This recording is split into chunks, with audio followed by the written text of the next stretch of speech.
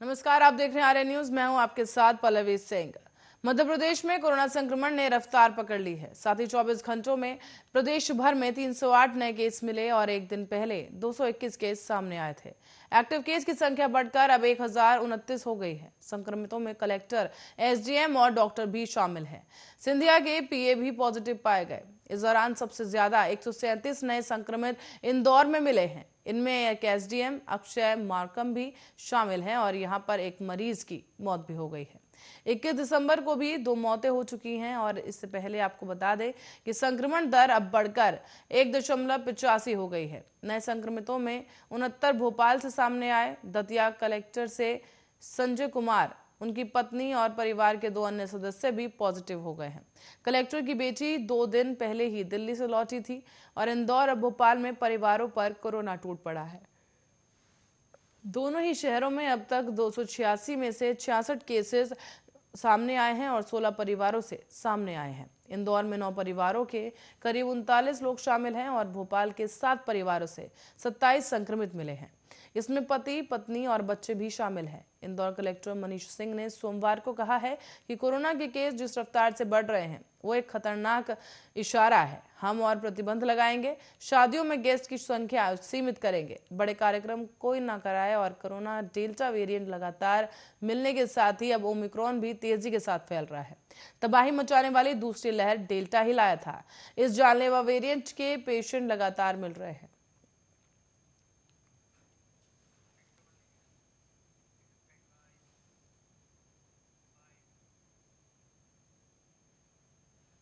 और कैंसर के मरीजों के लिए एक राहत भरी खबर सामने आई है। सरकार ने मध्य प्रदेश में भोपाल, इंदौर और रीवा मेडिकल कॉलेज में लीनियर एक्सीलरेटर जो है उससे कैंसर मरीजों का इलाज शुरू कर दिया जाएगा। जहां 4 जनवरी को होने वाली शिवराज कैबिनेट की बैठक में इस योजना को मंजूरी दी जाएगी। बताते चले कि वर्तमान में मेडिकल कॉलेजों में संबद्ध अस्पतालों में कैंसर के मरीजों का इलाज कोबाल्ट मशीन से किया जाता है और ये इलाज की पुरानी टेक्निक है। इसकी वजह से अब इसकी जगह एक नई मशीन लेगी और ये जो नई मशीन है आपको बता दें लीनियर एक्सीलरेटर है और इसको उपलब्ध करवाया जाएगा जल्द ही। साथ ही इससे मरीजों को रेडिएशन से होने वाले साइड इफेक्ट कम झेलने होंगे। ये मशीन कैंसरग्रस्त सेल्स को टारगेट करेगी। इससे सामान्य सेल पर रेडिएशन का बुरा असर नहीं पड़ेगा। चिकित्सा शिक्षा विभाग के प्रस्ताव में यह भी कहा गया है कि प्रदेश में अभी 13 लीनियर एक्सीलेटर उपकरण उपलब्ध हैं। इनमें से मात्र एक एम्स में चालू है और इसकी वजह से मरीजों को इलाज के लिए प्राइवेट अस्पताल या राज्य के बाहर जाना पड़ता है, जिसने उन पर अतिरिक्त बोझ डाल दिया है। साथ ही इसको देखते हुए अब तय किया गया है कि भोपाल, इंदौर और रीवा मेडिकल कॉलेजों से संबद्ध अस्पतालों में लीनियर एक्सीलेटर को स्थापित किया जाएगा। साथ ही स्थापना की पीपीपी के तहत की जाएगी। संचालन का काम समाज सेवा से जुड़ी संस्था द्वारा किया जाएगा। चिकित्सा शिक्षा विभाग के अधिकारियों का कहना है कि कोबाल्ट मशीन से कैंसर ट्यूमर के क्षेत्र से 1-2 सेंटीमीटर अधिक क्षेत्र में रेडिएशन जाता है। इसके कारण स्वास्थ्य कोशिकाएं भी प्रभावित होती हैं। मरीजों को कमजोरी, खून की कमी, सूजन जैसी समस्याएं रहती हैं और कई मरीज इलाज अधूरा छोड़ देते हैं। जबकि लीनियर एक्सीलरेटर कैंसर उपचार के लिए आधुनिक तकनीक का उपकरण सामने आएगा।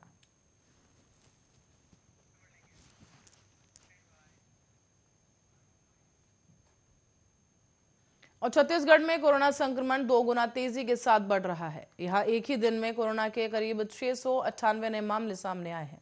इसमें अकेले रायपुर के ही 222 मामले शामिल आए हैं और इसके साथ ही एक बार फिर से आईआईटी भिलाई के रायपुर कैंपस में 50 स्टूडेंट्स पॉजिटिव आए हैं। इसके लिए छात्रावास के 245 रहवासियों की जांच भी की गई थी। साथ ही स्वास्थ्य विभाग ने सोमवार को प्रदेश भर में 27,646 नमूनों की जांच की है।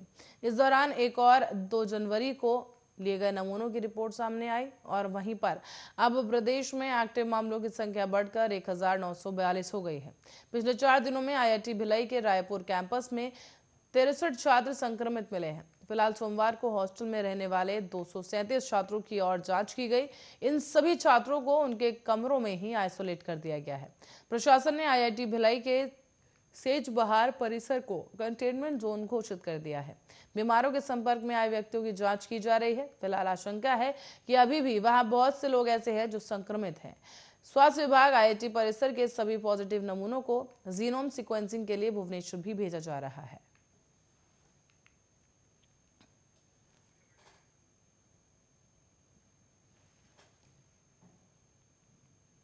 और कोरोना के नए वेरिएंट ओमिक्रॉन को लेकर अब रेलवे प्रशासन भी गंभीर नजर आ रहा है।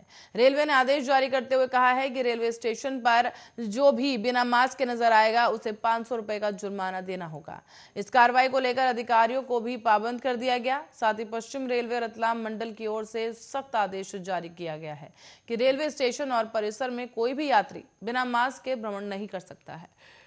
भारतीय रेलवे नियम 2012 के अनुसार कोरोना गाइडलाइंस का पालन नहीं करने पर 500 रुपए का जुर्माना लगाया जाएगा। इस संबंध में यह भी आदेश जारी किया गया है कि यात्रियों को कोरोना के अनुरूप व्यवहार नहीं करने पर टिकट चेकर और अन्य अधिकारियों द्वारा उन पर निगाह रखी जाएगी।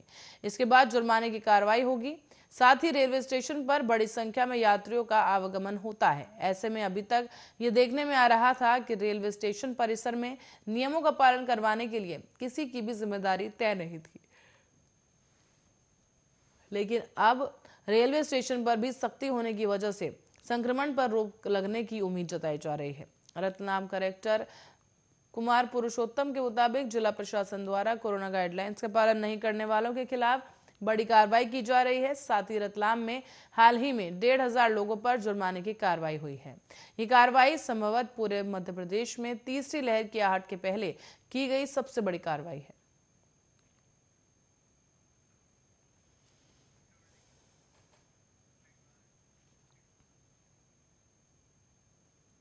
और कोरोना संक्रमण से बचने के लिए 15 से 18 साल तक के किशोरों को सुरक्षा की डोज देने की शुरुआत सोमवार से कर दी गई है। छत्तीसगढ़ में टीकाकरण के इस चरण के लिए खासा उत्साह नजर आया। स्कूलों और कॉलेजों के विशेष टीकाकरण शिविर देखने को मिले, जहां परिणाम यह हुआ कि पहले ही दिन शाम तक 1,52,044 लोगों को टीका लगाया गया। और इसके साथ ही रायपुर जिले के करीब 57 केंद्रों पर बच्चों के लिए विशेष व्यवस्था की गई। इस आयु वर्ग के विद्यार्थियों के लिए स्कूल कॉलेजों में शिविर लगाए गए थे और शाम तक 7,315 किशोरों को टीके की खुराक दी जा चुकी थी। रायपुर के JN पांडे स्कूल, JR दानी कन्या स्कूल, मयाराम सुरजन कन्या स्कूल समेत करीब 51 स्कूलों में टीकाकरण शिविर लगाया गया। तो वहीं शासकीय सह शिक्षा पॉलिटेक्निक कॉलेज बैरन बाजार, शासकीय कन्या पॉलिटेक्निक कॉलेज बैरन बाजार और शासकीय J योगानंदन कॉलेज छत्तीसगढ़ और शासकीय ITI माना कैंप में विद्यार्थियों को टीके दिए गए। स्कूल कॉलेज प्रबंधन ने 15 से 18 साल की आयु वाले विद्यार्थियों की सूची पहले ही तैयार कर ली थी और ऐसे में विद्यार्थियों ने लाइन में खड़े होकर अपने पहचान पत्र की जांच करवाई। साथ ही वहीं पर ऑन साइट पंजीयन हुआ और टीका कर्मियों ने एक एक कर विद्यार्थियों को कोवैक्सीन का टीका दिया है। स्कूल कॉलेज नहीं जाने वाले इसी उम्र के किशोरों के लिए भी रायपुर के Jawaharlal Nehru medical college, Ayurvedic college और जिला अस्पताल में टीकाकरण केंद्र बनाया गया था। रायपुर कलेक्टर सौरभ कुमार और बाल अधिकारी संरक्षण आयोग के अध्यक्ष तेज कुंवर नेताम जैसे सभी लोगों ने टीकाकरण केंद्रों का निरीक्षण भी किया है।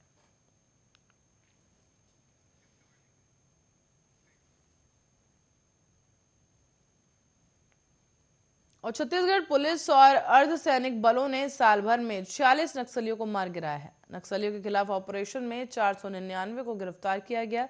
वहीं राज्य सरकार की योजनाओं से प्रभावित होकर 553 नक्सलियों ने आत्मसमर्पण किया है। चिटफंड कंपनियों से जुड़े 840 लोगों को गिरफ्तार भी करा गया।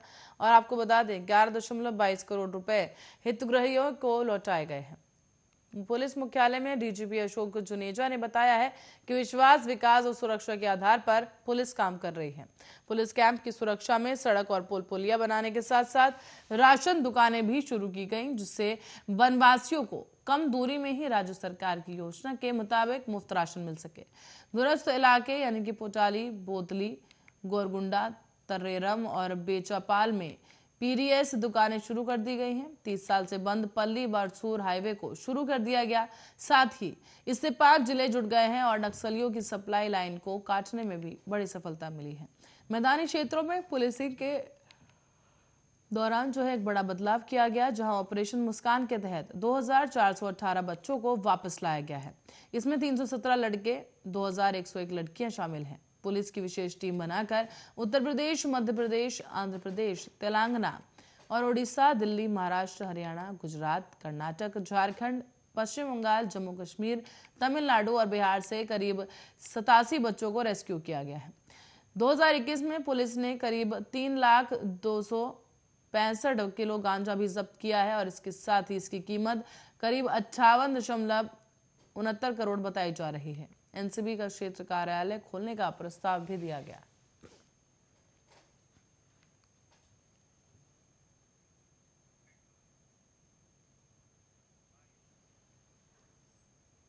आगे बढ़ेंगे। बेगसवानिया की अंजलि विहार कॉलोनी में 3 दिन पहले खूंखार कुत्तों के हमले के दौरान घायल हुए 3 साल के मासूम गुड्डी बंसल का मामला गर्मा गया है। सोमवार को मुख्यमंत्री शिवराज सिंह चौहान ने कलेक्टर अविनाश लवानिया, नगर आयुक्त वीएस चौधरी कोलसानी, सभायुक्त गुलशन बामरा को तलब कर नाराजगी जताई है। उन्होंने सख्त निर्देश दिए कि ऐसी घटना पूरे प्रदेश में कहीं भी पुनरावृत्ति नहीं होनी चाहिए।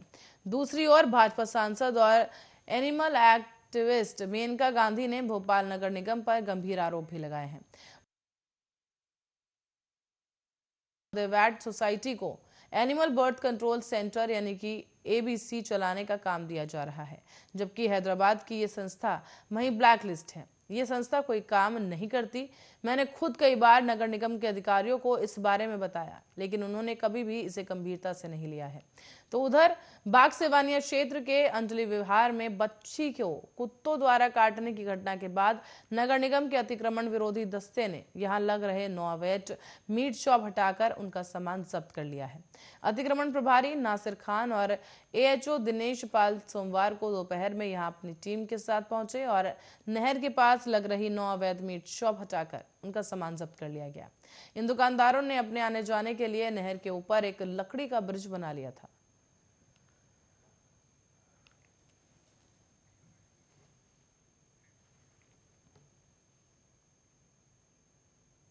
तो वहीं हाईकोर्ट की इंदौर खंडपीठ ने राज्य सरकार के खिलाफ 5 लाख रुपए की कास्ट लगाई है। मामला एक इंजीनियर को सस्पेंड करने का है। दरअसल पंचायत और ग्रामीण विकास विभाग ने इंदौर के पदस्थ रहे इंजीनियर अशोक कुमार संतोषी को भ्रष्टाचार के आरोप में क्लीन चिट मिलने के बाद भी सस्पेंड कर दिया है। विभागीय मंत्री इंजीनियर के खिलाफ जबरन एक नोट शीट चला इंजीनियर इन दिनों चीफ की अध्यक्षता में जांच कमेटी बना दी है। खास बात यह है कि हाई लेवल कमेटी ने जांच में उल्लेख किया है कि जिस छगनलाल के नाम से शिकायत हुई है उस नाम का कोई व्यक्ति दिए गए पते पर मिला ही नहीं। इंजीनियर पर जो आरोप लगाए गए वो सब बेबुनियाद निकले हैं। इसके बावजूद संतोषी को सस्पेंड कर दिया गया। निलंबन के खिलाफ संतोषी ने हाईकोर्ट में याचिका दायर की। जस्टिस विवेक रूसिया की खंडपीठ के समक्ष इस मामले की सुनवाई हुई। याचिका में उल्लेख भी किया गया कि विगत 27 मार्च को निलंबन की कार्रवाई कर दी गई है, जबकि कुछ दिन बाद रिटायरमेंट था। रिटायरमेंट से पहले इस तरह सस्पेंड कर शासन ने मेरी छवि खराब कर दी है। 30 साल से अधिक की सर्विस में मुझे कभी एक नोटिस तक नहीं मिला। कमेटी द्वारा मुझे क्लीन चिट दी गई, इसके बावजूद बगैर कारण सस्पेंड कर दिया गया है। निलंबन से पहले भी नोटिस तक नहीं दिया गया, पक्ष भी नहीं सुना गया।